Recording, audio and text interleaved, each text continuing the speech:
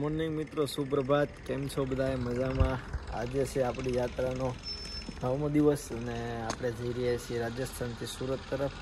તો આપણે રસ્તામાં અહીંયા રોકાઈ ગયા હતા, રાતે લેટ થઈ ગયું હતું એટલે અમે બે અહીંયા આપણને રૂમ મળી હતી. અમે સુનિલે બે અહીંયા બારે સૂતા હતા. સુનિલ કે આપણે બારે સૂવું છે, બીજું કાંઈ વાંધો નહીં, પણ અહીંયા ઠાર બહુ પડે છે, ઠંડી બહુ પડે છે અને છે અહીંયા કંઈક આવા કંઈક વાતાવરણ છે. જુઓ તમે, સંગ્રહ પાણી સંગ્રહ કરવાનો કૂવો છે. મને તમને આપણે અહીંયા હળ હોય અને અહીંયા કંઈક અલગ પ્રકારે આવું કંઈક જો ખેતર ખેડવા માટેનું હોય છે. ચાલો તો હવે આપણે જઈએ આપણા રોડ ઉપર continue.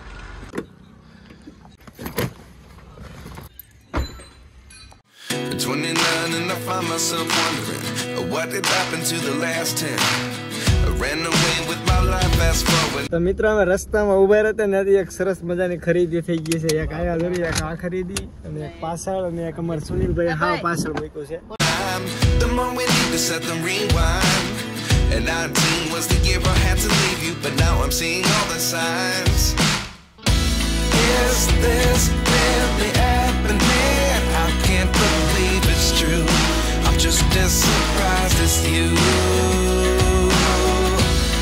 Is this really happening? I can't be too sure, but one day I'll be yours again.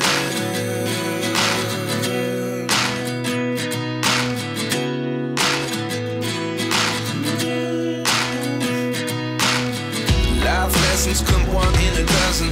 The other 11 give something from nothing. I sit here looking for an answer. Maybe the biggest question was in the last chapter. You gave me the soul I have today. Without you I never could have moved away. But now I see what you teach. I do believe I always should have stayed. Yeah. Is this really happening? આપણે જતા હતા રસ્તામાં અને ઊંઝા ઉમિયા માતાજીનું મંદિર રસ્તામાં આવે છે. તો હવે આપણે માતાજીના દર્શન કરવા માટે જઈએ છીએ, કેમ કે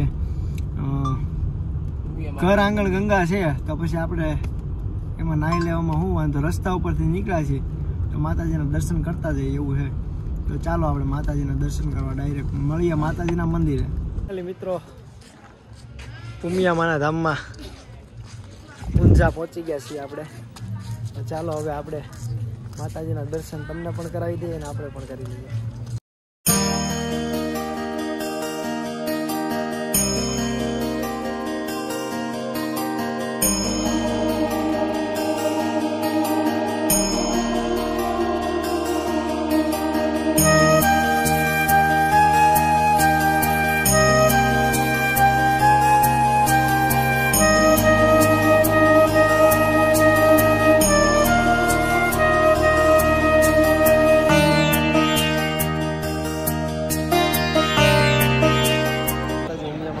કરી લીધા અને કમેન્ટની અંદર એક જય ઉમિયામાં લખી નાખજો અને હવે આપણા બ્લોગની અંદર કન્ટિન્યુ રહેજો. આપણે જઈએ છીએ પાછા આપણી સફર ઉપર સુરત.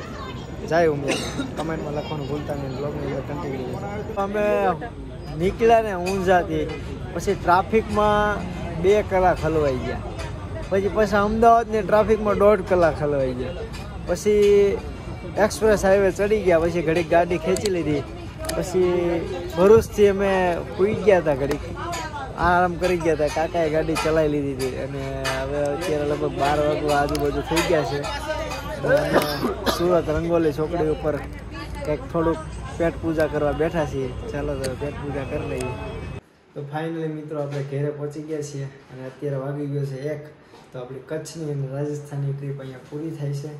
આવા નવા સરસ સરસ બ્લોગ સાથે આપણે મળતા રહીશું. ચેનલની અંદર ન હોય તો ચેનલને સબસ્ક્રાઈબ કરી લેજો અને બેલ આઇકન દબાવી દેજો, જેથી કરીને આપણી ચેનલમાં કોઈ પણ એક્ટિવિટીઝ બ્લોગ અપલોડ કરવામાં આવે તો પહેલી નોટિફિકેશન તમને મળે. અને આ ટ્રીપ આપણી ગમી હોય તો એક લાઇક અને કમેન્ટ તો બનાવી દો અને હા, શેર કરવાનું ભૂલતા નહીં. જય માતાજી, ટાટા.